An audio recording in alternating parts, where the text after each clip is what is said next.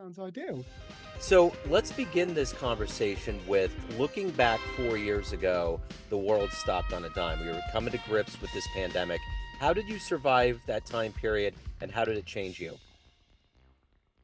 So it was a really interesting time for me because most of my friends are self-employed. They run their own businesses, so they all said to me, "Oh, well, it's really quiet. All of their customers just dropped off everything that they do. A lot of one-to-one coaching and therapy stuff, and a lot of training and speaking, and a lot of that just stopped completely.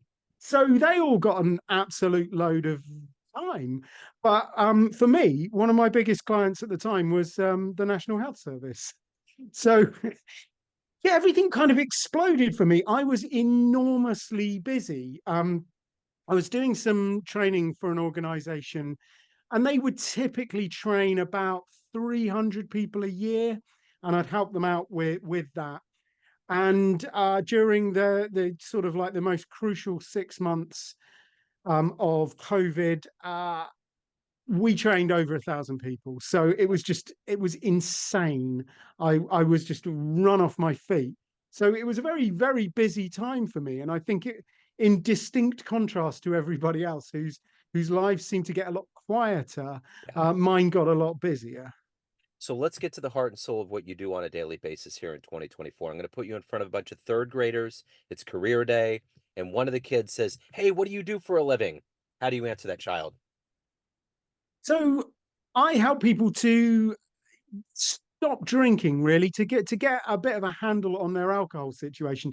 To be fair, that's not something I discuss a lot with children. But yeah, I mean, I help people to get better, I suppose, is what I would say to a child. To an adult, I'd obviously say something more along the lines of, I don't really help people to stop drinking. That's not really what I do. What I really help people to do is to start living. Yeah. So what did you want to be in the third grade? Do you know what? I think I probably wanted to be a lawyer. That was the thing that I sort of sticks in my mind. I think because most people figured out I was quite argumentative, and I didn't necessarily agree with most people, and I talk too much. So I think somebody put it in my head that I should be a lawyer, and well, I do quite like the legal shows these days. So how did you get to this point? How did you grow into this point of helping people get to better places, writing, all of these things that have made you who you are? How did these seeds take root? Funny enough, with the writing, I mean, I've literally always been doing it, and I suppose I, it says something about me that I hadn't figured out that that would be a good job for me when I was a kid. And I wrote a lot when I was younger. I think I wrote my first novel when I was 11. I wrote poetry. I ran a newspaper for a while, and I've always really loved writing. But I guess I nobody told me that that was actually a job. In fact, there are still people out there today who tell me that it's not a job. So that's been a real lifelong thing. I've always, one way or another, had a writing project going. But it all sort of came together about 9 years ago now when I stopped drinking. And up to that point, I was pretty successful. If you look from the outside, it all looked very, very good. I was involved in local government leadership. I was mayor of my hometown for a little while. I was on the outside, I was very, very successful. Unfortunately, on the inside, I wasn't really enjoying myself very much. And most of the reason for that was because I was drinking quite heavily. Of course, you wouldn't have been able to tell because I would not really drink when I was out. I would mostly drink at home on my own. And it kind of came to a head, and I realized that, it wasn't helping me become the person that I wanted me to be. It was doing the exact opposite. It was really distracting me from what I ought to be doing. So I stopped drinking, and I got this massive injection of energy and focus and peace and tranquility and just joy. And it was a little while after that, I sort of realized that if I tried to keep that to myself, I would be a horrible human being. So I sort of developed this mission to really to help people to share what I got from stopping drinking. So, who's been a hero and inspiration for you? Oh, that's a really good question. I mean, there are a lot of writers who I've got an awful lot of time for. Many of, well, not many of them, but quite a few of them, unfortunately, have rather checkered relationship with alcohol. And certainly, I'd love to be able to write like them, but I definitely wouldn't want to be Hemingway or F. Scott Fitzgerald, for example, because they were both very, very miserable, and they both died pretty young. So a lot of my literary heroes are sort of a little bit double-edged these days. Um, in terms of people who are very influential on me at the moment, they tend to be more people who I've met along the way. They're not necessarily famous. I mean, my friend Nick is currently walking to the North Pole. Once he's done that, he'll be the only person in the history of the world who has walked to the North and South Pole, climbed the seven summits. The seven tallest mountains are one on every continent, and rode the Atlantic. So I mean, he's just a massive, massive inspiration. I love pretty much everything he's done, and he did all of that pretty much since he got sober. So he's a big inspiration. My mentor John is a big inspiration as well. He got sober and he's built businesses, he's bought businesses, he's sold businesses, he's saved businesses. He's pretty much done it all. Michael, another hugely influential guy. Again, drank a lot, stuffed up his first business, and then stopped drinking. And I think he's just sold his fourth tech company. And he also surfs, and he's much taller than me. And I really want to be him. So, if you can meet one person alive on the planet right now that you find interesting or fascinating, spend a little time with them, who would it be? Ooh,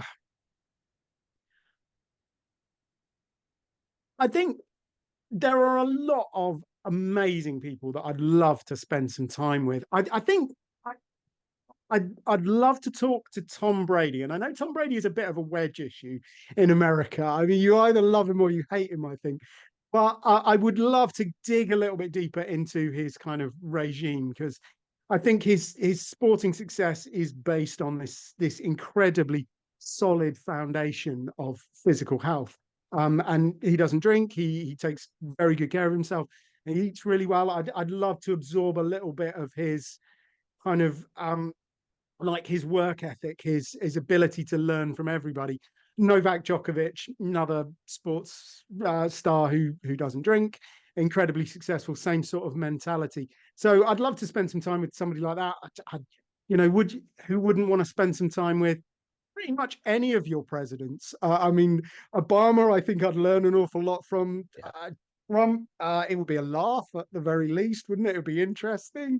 So yeah, I mean, there are a huge amount. I don't know. Can I have a dinner party? That's it. That's what I'm saying.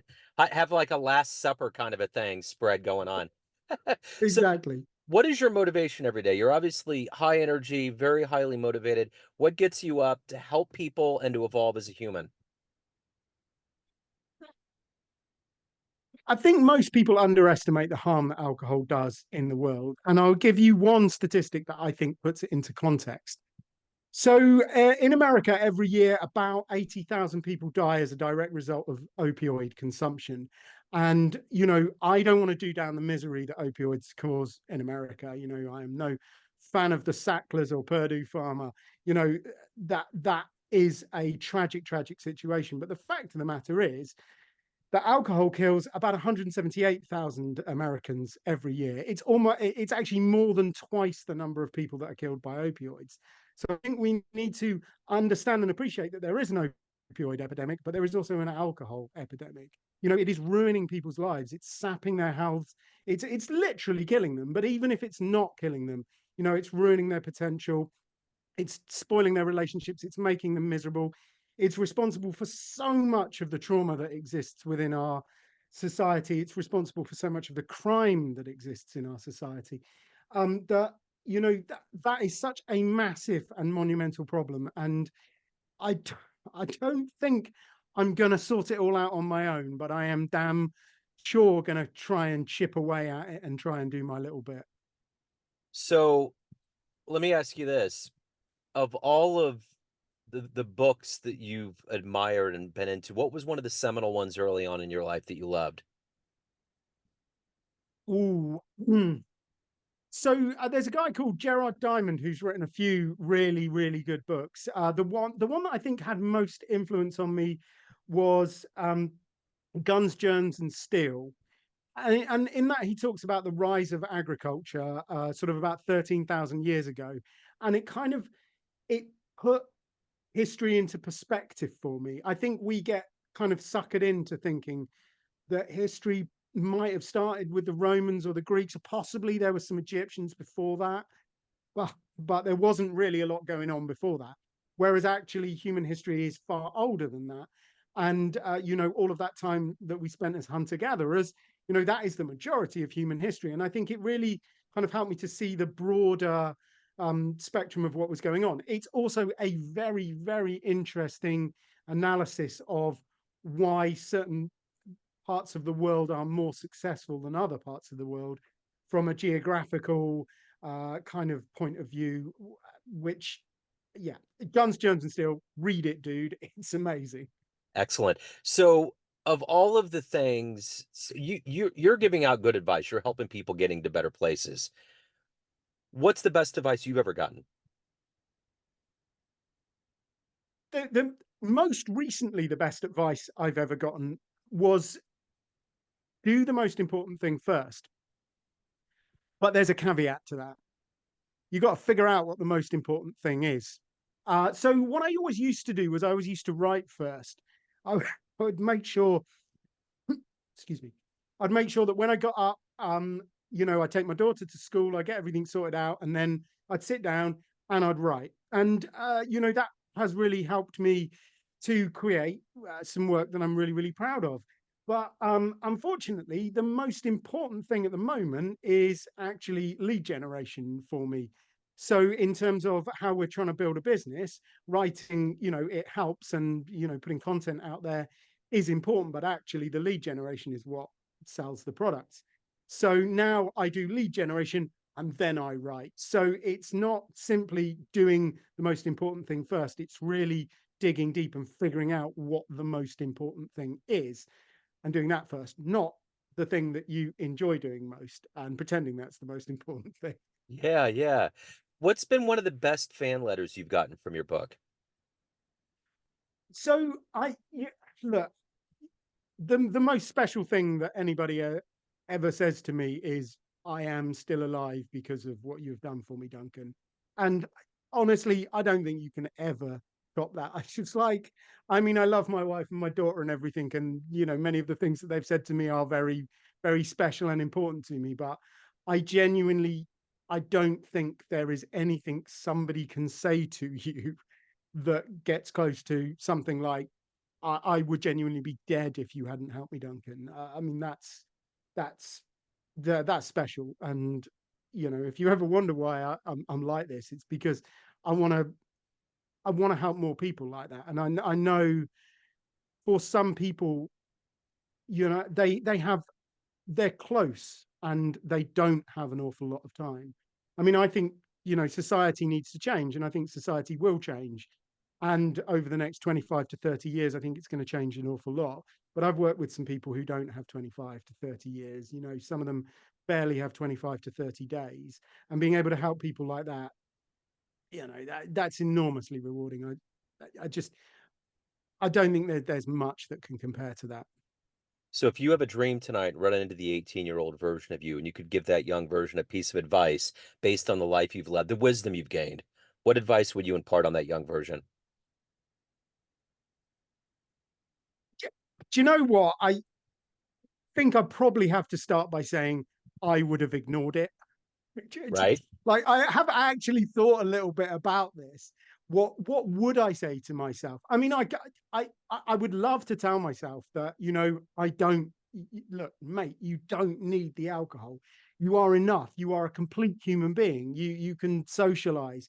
You can deal with stress. You can be creative without alcohol. You don't need it. You never needed it. You always had the confidence to go out and be funny and be entertaining with people. You always had that inside you. You never needed the alcohol. So just don't drink it, because trust me, it doesn't take you to a very good place.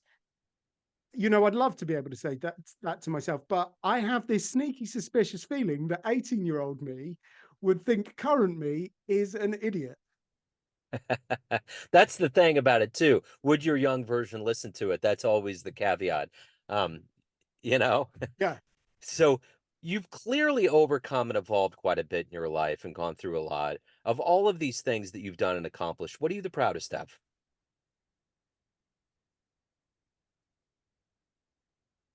Definitely. I mean, I am constantly grateful for my daughter. She's amazing. And I love her so much. And every time I see her, my heart absolutely swells with pride.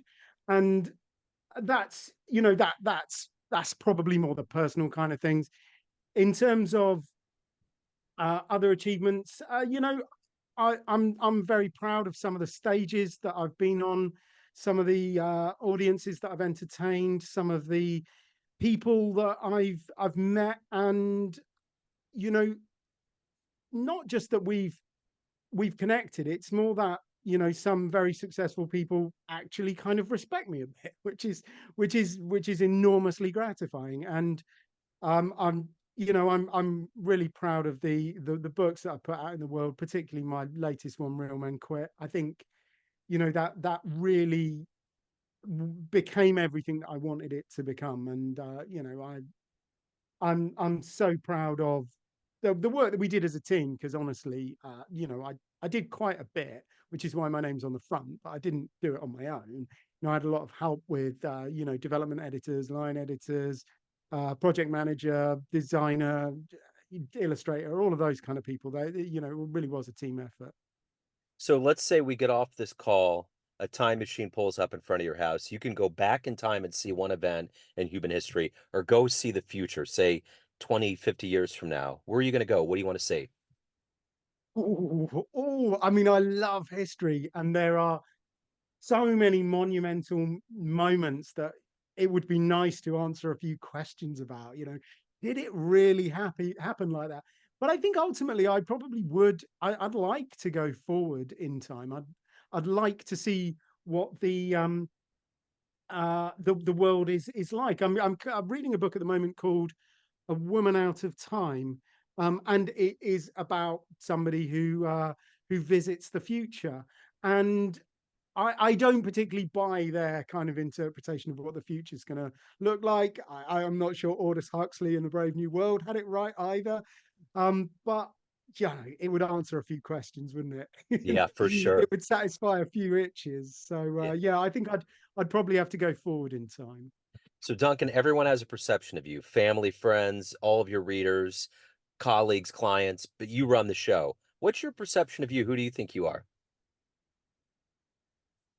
I think I'm about 23.